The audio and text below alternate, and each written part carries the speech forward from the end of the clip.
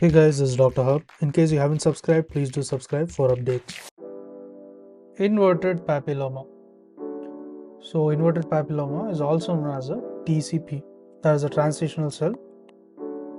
So transitional cell papilloma.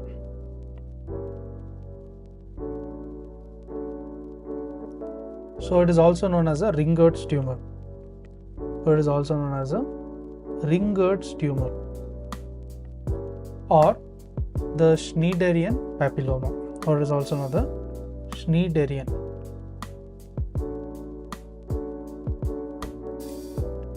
So it is a transitional cell papilloma, the Ringer's tumor or the Schneiderian papilloma. So it is a common benign tumor of the paranasal sinus.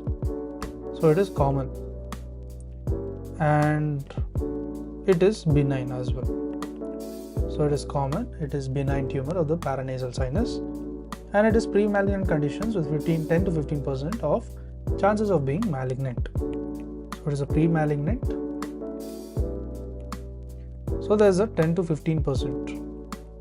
So about 15% chance of becoming malignant. So how is the etiology of the inverted papilloma? So if you look at etiology, it includes the HPV, that is a human papilloma virus.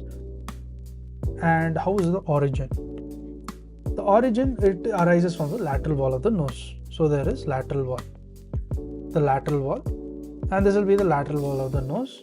And this is from a non-olfactory epithelium of the nose. This is from non-olfactory epithelium of the nose. Now let's look at the clinical features.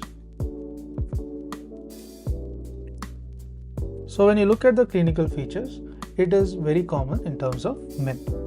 It is more common in terms of men, and the predominance is between 40 to 70 years of age. So inverted papilloma is common in men and predisposed in terms of 40 to 70 years of age, very common. And the unilateral nasal obstruction.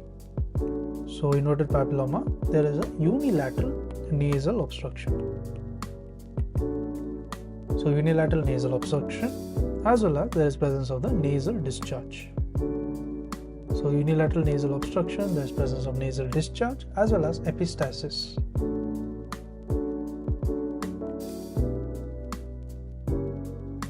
So there is epistasis, there is bleeding, nasal discharge as well as nasal obstruction. So they are the major findings of the inverted papilloma. Next is, it is locally invasive tumor. It is a locally invasive. So this is a locally invasive tumor and it can invade the orbit as well as the PNS. So it can invade the orbit as well as the paranasal sinus. Next is, there may be proptosis, presence of proptosis, then diplopia, double vision, and the lacrimation. So all this can result from the orbital invasion. Because of the orbital invasion, such findings are seen. There is proptosis, diplopia, and the lacrimation. Now we'll look at the findings. So here in findings, it is seen as a pale polypoid mass. So it is seen as a pale polypoidal. So it is seen as a pale polypoidal mass and it resembles a simple nasal polyp. So this will resemble a simple nasal polyp. Then comes the investigation. So investigation in the nasal polyp, the inverted papilloma, is going to be the biopsy. So you do a biopsy to find the diagnosis. And what about the treatment? So how do you treat the inverted papilloma?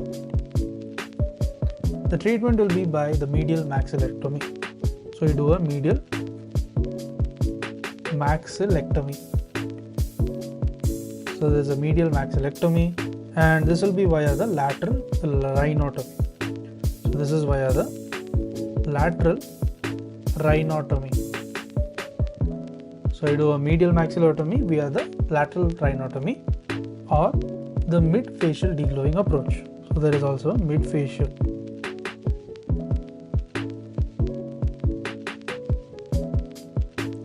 So there is a mid-facial deglowing approach. So looking at the treatment, there is a medial maxillotomy, and this is via the lateral rhinotomy, or there is a mid-facial deglowing approach. Next is the radiotherapy. It can lead to malignancy. Other important thing is the radiotherapy. It will lead to the malignancy. So there is a medial maxillotomy via the lateral rhinotomy and the mid-facial deglowing approach. To learn and grow daily like this, please do subscribe.